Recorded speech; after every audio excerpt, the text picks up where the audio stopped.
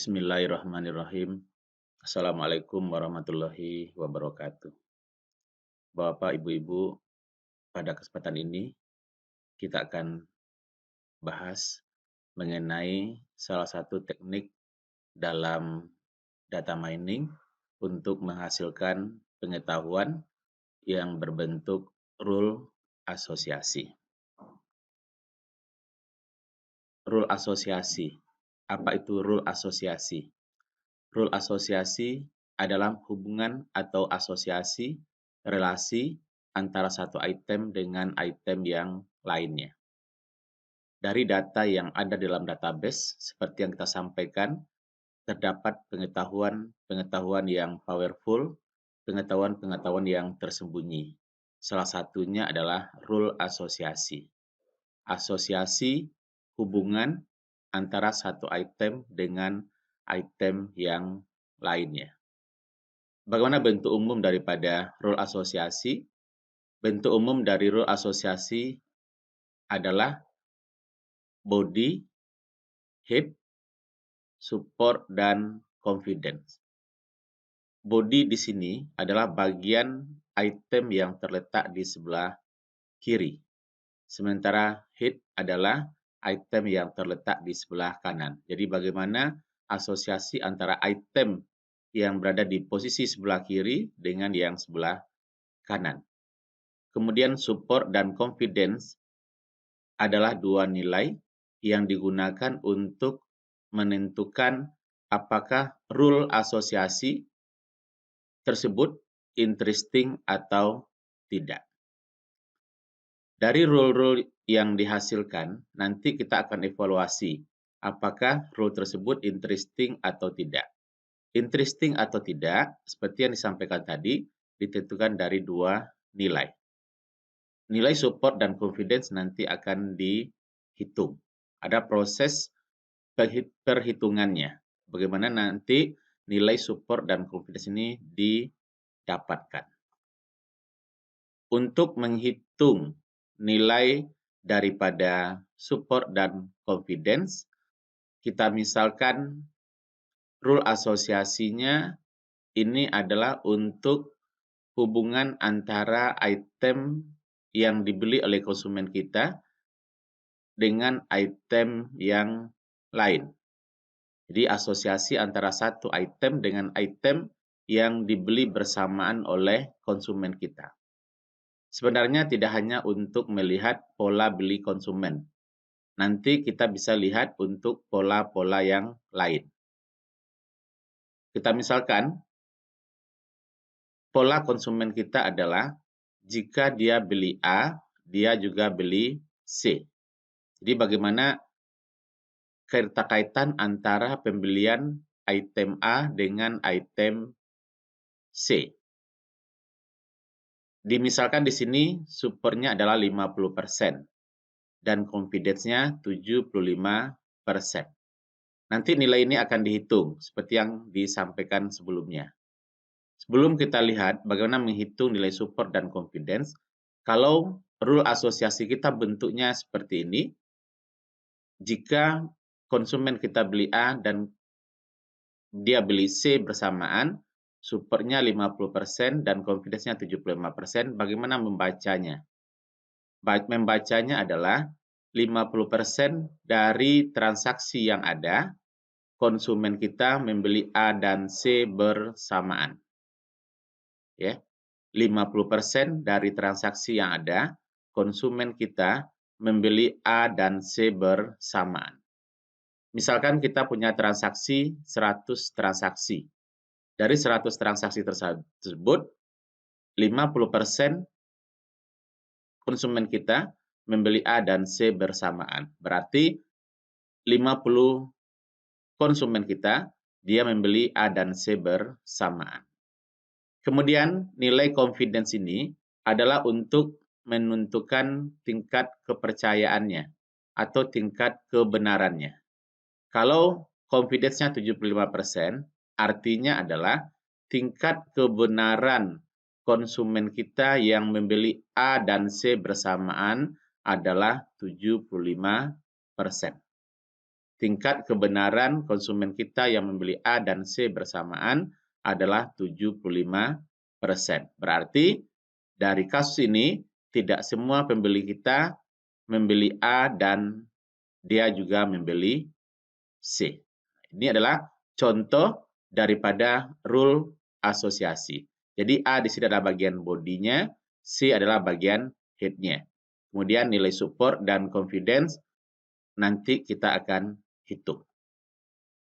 Sekarang bagaimana menghitung support A maka B? Ya. Jadi seperti yang kita sampaikan tadi, support A maka B. Berlaku juga sama nanti untuk jika support A maka C. Jadi ada bagian sebelah kiri dan ada bagian sebelah kanan. Bagaimana menghitung nilai support A maka B? Rumusnya adalah jumlah transaksi yang mengandung A dan B bagi dengan jumlah transaksi kali 100%. Ya. Jumlah transaksi yang mengandung A dan B dibagi dengan jumlah transaksi kali dengan 100%.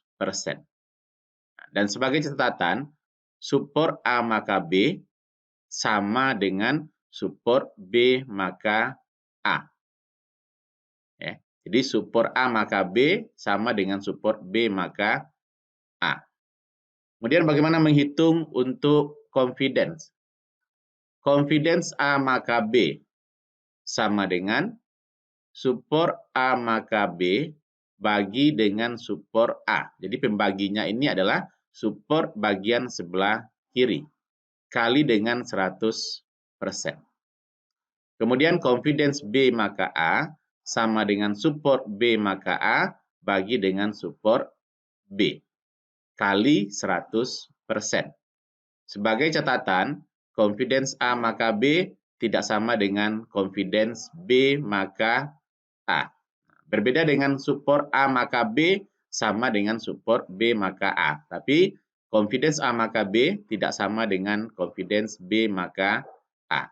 Kalau seandainya ada yang sama, itu nanti case. Tapi secara umum, confidence A maka B tidak sama dengan confidence B maka A. Jadi, ini adalah rumus yang digunakan untuk menghitung bagaimana nilai support dan confidence diperoleh. Ya, seperti yang disampaikan tadi, nilai support dan confidence ini akan digunakan untuk menentukan apakah rule asosiasi yang dihasilkan nantinya interesting atau tidak. Jadi kalau di dalam jurnal-jurnal Bapak Ibu nanti akan kenal namanya interesting rule asosiasi atau rule asosiasi yang menarik. Juga ada yang menyebutkannya dengan valid atau invalid. Jadi ini rumus yang digunakan untuk menghitung nilai support dan nilai confidence-nya. Seperti yang dikatakan tadi, dua nilai tersebut digunakan untuk menentukan apakah rule asosiasi interesting atau tidak. Sekarang bagaimana cara menentukan sebuah rule tersebut interesting atau tidak? Ini ada aturannya. Bagaimana aturannya? Rule asosiasi dikatakan interesting atau menarik apabila rule asosiasi tersebut mempunyai nilai support besar sama dengan minimum support dan nilai confidence besar sama dengan minimum confidence. Ya, sebuah rule asosiasi akan dikatakan interesting apabila mempunyai nilai support besar sama dengan minimum support dan nilai confidence-nya besar sama dengan minimum confidence. Nilai minimum support dan minimum confidence ditentukan oleh domain expert. Domain expert itu adalah orang-orang yang mempunyai pengalaman, pemahaman mengenai data yang kita gunakan. Di nilai minimum support dan confidence ditentukan oleh domain expert.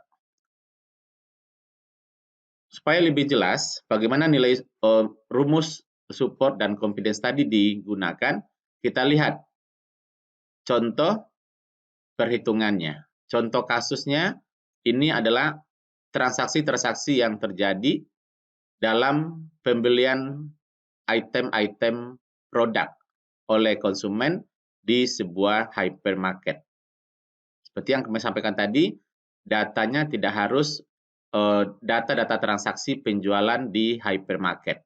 Juga bisa untuk data-data transaksi yang lainnya.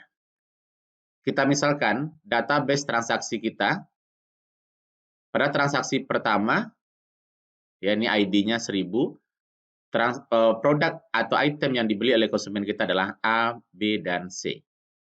Pada transaksi yang kedua, produk atau item yang dibeli oleh konsumen kita adalah A dan C. Transaksi ketiga, A dan D. Transaksi keempat, B, E, dan F. Ini data-data transaksi yang tersimpan di dalam database kita. Seperti yang disampaikan, data-data transaksi ini kalau tidak kita olah, tidak kita analisa, dia tidak memberikan arti apa-apa. Tapi kalau kita olah, maka akan kita dapatkan pengetahuan-pengetahuan yang bermanfaat. Kita misalkan, dari data transaksi ini kita misalkan baru, nanti kita akan kenalkan algoritmanya.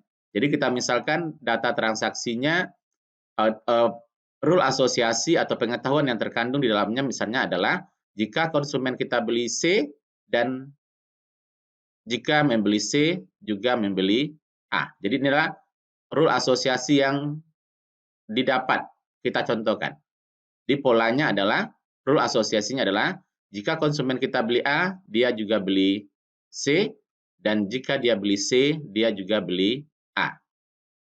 Dari rule asosiasi yang ada ini, tentukan apakah rule asosiasi A maka C dan C maka A ini interesting atau tidak. Dengan asumsi nilai minimum support-nya 50% dan minimum confidence-nya 50%. Seperti yang disampaikan tadi, aturannya adalah sebuah rule interesting atau tidak ditentukan dari apakah nilai support-nya besar sama dengan minimum support dan confidence-nya besar sama dengan minimum confidence. Oleh karenanya, kita akan hitung berapa nilai support jika A maka C dan C maka A. Begitu juga nilai confidence A maka C dan nilai confidence C maka A. Kita gunakan rumus yang ada tadi. Kita hitung nilai support A maka C.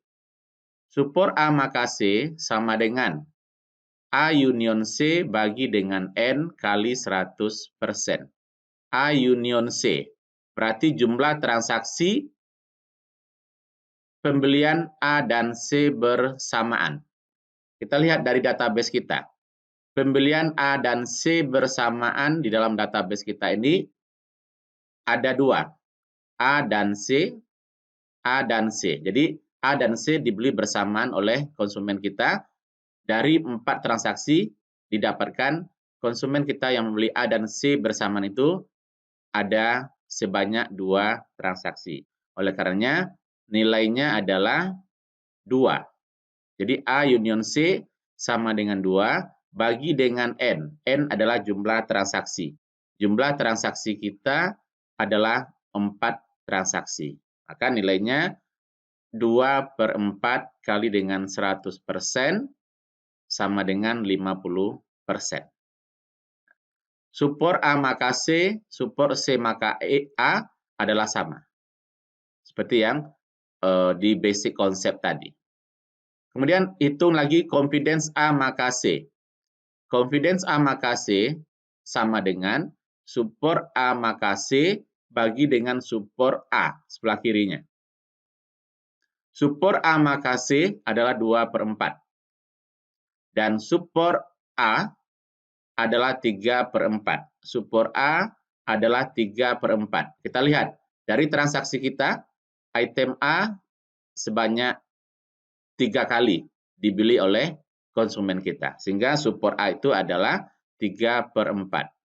2/4 bagi dengan 3/4 kali 100% sama dengan 66,6%. Dengan cara yang sama, confidence C maka A sama dengan support C maka A bagi dengan support C. Support C maka A 2/4, bagi dengan support C juga 2/4. Kita lihat, C dibeli oleh konsumen kita sebanyak 2 kali dari 4 transaksi. Sehingga support confidence A maka C itu sama dengan support C maka A bagi dengan support C, nilainya 2/4 bagi 2/4 kali 100% sama dengan 100%. Jadi terlihat di sini supportnya 50%, ya. Supportnya 50%. Karena supportnya 50%, berarti besar sama dengan minimum support. Kemudian confidence-nya juga besar sama daripada minimum confidence. Tadi minimum confidence-nya adalah 50%. Berdasarkan nilai yang ada, karena nilai support A maka C dan C maka A besar sama dengan 50%, dan nilai confidence A maka C dan C maka A juga besar daripada 50%, maka kedua rule asosiasi ini adalah intrinsic. Ya. Kenapa? Karena nilai support dan confidence-nya besar sama dengan minimum confidence. Sekarang bagaimana kita bisa mendapatkan rule asosiasi tersebut? Bagaimana prosesnya? Ada beberapa algoritma di dalam data mining untuk mengekstrak pengetahuan yang bentuknya rule asosiasi. Ya. Salah satunya disebut atau dikenal dengan a priori. Ya, jadi a priori adalah salah satu algoritma di dalam data mining untuk mengekstrak pengetahuan yang bentuknya rule asosiasi. Ada algoritma yang lain seperti algoritma Epigroup, ya, yang mana Epigroup adalah pengembangan daripada algoritma a priori. Pada kesempatan ini kita lihat bagaimana algoritma a priori yang merupakan salah satu algoritma dalam data mining untuk menghasilkan pengetahuan yang bentuknya rule asosiasi. Input kita adalah database transaksi. Outputnya adalah rule asosiasi. Bagaimana prosesnya? Ya, bagaimana proses sehingga nanti kita bisa menghasilkan output yang bentuknya rule asosiasi. Di dalam algoritma a priori ada dua tahapan utama. Yang pertama adalah menemukan frequent item set. Atau dalam jurnal-jurnal yang lain, nanti Bapak Ibu akan temukan istilahnya adalah large item set. Jadi frequent item set, large item set itu adalah sama. Apa itu frequent item set? Frequent item set adalah item atau kumpulan item yang mempunyai nilai support besar sama dengan minimum support. Jadi nanti item-item atau set item yang nilai supportnya besar sama dengan minimum support, maka dia dikatakan frequent. Karena yang digunakan dalam hal ini hanya item-item yang frequent saja. Yang nilai supportnya besar sama dengan minimum support. Setelah kita menghitung nilai frequent item setnya, yang kedua adalah menggunakan frequent item set yang didapat pada langkah 1 untuk menghasilkan rule asosiasi. Dan untuk melihat rule asosiasinya, kita mulai nanti dari frequent item set 2 item set. Ya. Jadi menggunakan frequent item set yang didapat pada langkah 1 untuk menghasilkan rule asosiasi. Ini adalah dua tahapan utama di dalam algoritma a priori untuk menghasilkan rule asosiasi. Ada beberapa catatan di dalam algoritma a priori ini. Catatan pertama adalah subset dari sebuah frequent item set merupakan frequent item set. Subset dari sebuah frequent item set merupakan frequent item set. Sebagai contoh, jika AB frequent, maka A dan B juga frequent. Karena A dan B merupakan subset daripada AB. Catatan yang kedua, bagaimana kita menemukan frequent item set tersebut? Prosesnya. Proses menemukan frequent item set dimulai dari satu item sampai dengan K item. Jadi menemukan atau mendapatkan frekuen item set tersebut dimulai dari satu item set sampai dengan K item set. K ini tidak terdefinisi, tergantung nanti data yang kita gunakan. Bisa jadi K-nya sampai 2, bisa jadi K-nya sampai 3, atau nilai-nilai yang lebih besar. Jadi nilai K tergantung kepada data yang tersimpan di dalam database kita. Jadi penemuan frekuen item setnya dimulai dari satu item sampai dengan K item set. Ini adalah tahapan algoritma a priori di dalam menemukan rule asosiasi yang bentuknya rule asosiasi. Untuk lebih jelasnya, kita lihat database yang awal tadi. Ya, kita misalkan ini adalah transaksi-transaksi pembelian item oleh konsumen kita di sebuah hypermarket. Nah, gunakan algoritma a priori untuk menghasilkan rule asosiasi apa yang terkandung di dalam database tadi. Asumsikan nilai minimum supportnya 50% dan minimum confidence-nya 50%. Kita gunakan algoritmanya. Tahapan pertama tadi adalah menemukan frekuen item set. Menemukan frekuen item set seperti yang dijelaskan tadi, mulai dari satu item set. Nah, jadi kita lihat item set apa saja yang terkandung dalam data transaksi kita. Ya, kita lihat dari data transaksi yang ada, ya, dari transaksi yang ada ini ada sebanyak 6 item produk yang dibeli oleh konsumen kita, yaitu A, B, C, D, E, F. Ya, A, B, C, D, E, F. Ya. Kemudian kita hitung support masing-masingnya. Kita hitung nilai support masing-masingnya. A sama dengan 3/4. Ya, kita lihat nilai A 3 bagi dengan jumlah transaksi sama dengan 3/4. Dengan cara yang sama, B 2/4, C 2/4, D 1/4, E 1/4, F 1/4. Kita lihat, ya, setelah kita dapat nilai supportnya, kita lihat mana yang frekuen. Ingat, tadi yang frekuen adalah yang nilai supportnya besar sama dengan minimum support. Dari frekuen item, dari support yang didapat, kita dapatkan bahwa yang frekuen tersebut adalah untuk item A, B, dan C. D, E, dan F tidak frekuen karena nilai supportnya kecil dari minimum supportnya atau kecil dari 50% untuk kasus kita ini. Jadi yang frekuen adalah A, B, dan C. Ini adalah frekuen item set untuk dari satu item. Karena di sini ada 3 item set yang frekuen, maka kita bisa lanjut untuk 2 item setnya. Kita bisa lanjut untuk 2 item set.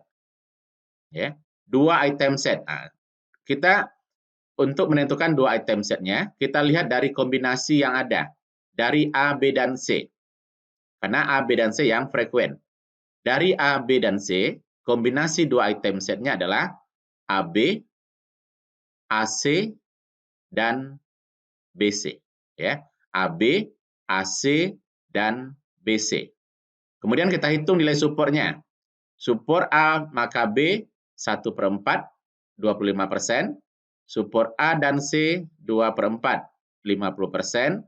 Support B dan C 1/4, 25%. Setelah kita menghitung nilai supportnya, kita cek mana yang nilai supportnya besar sama dengan minimum support. Ternyata yang memenuhi syarat itu adalah A dan C. Ya, berarti di sini tinggal lagi A dan C. Karena hanya nilai A dan C yang ada, yang kita dapatkan pada 2 item set ini, maka pencarian frekuen item setnya selesai. Ya, karena hanya tinggal 2 item set. Ya, kita tidak bisa lanjutkan untuk pencarian item set pada item yang lebih banyak. Jadi Ini adalah langkah pertama di dalam menemukan rule asosiasi. Setelah kita mendapatkan nilai frekuens item set-nya, kita gunakan untuk menghasilkan rule asosiasi, di mana kita gunakan mulai dari 2 item set. Dari 2 item set tadi kita dapatkan nilainya kombinasinya adalah A dan C. Karena kombinasinya A dan C, maka rule asosiasi yang dihasilkannya adalah jika konsumen kita membeli A, dia juga membeli C. Dan jika membeli C, dia juga membeli A. Untuk pola atau karakteristik konsumen kita yang membeli A dan C bersamaan, nilai supportnya adalah 50%. Nilai confidence-nya 66%. Dan untuk karakteristik yang membeli C dan A bersamaan tersebut, di confidence-nya adalah 100%. Ini kita baca ulang. Ya. Tadi di awal sudah dijelaskan bagaimana membaca rule asosiasi yang didapat. Membacanya adalah untuk rule yang pertama, A maka C. 50% dari transaksi yang ada, konsumen kita membeli A dan C bersamaan. Begitu juga untuk C dan A bersamaan. Karena A maka C dan C maka A itu nilai supportnya sama.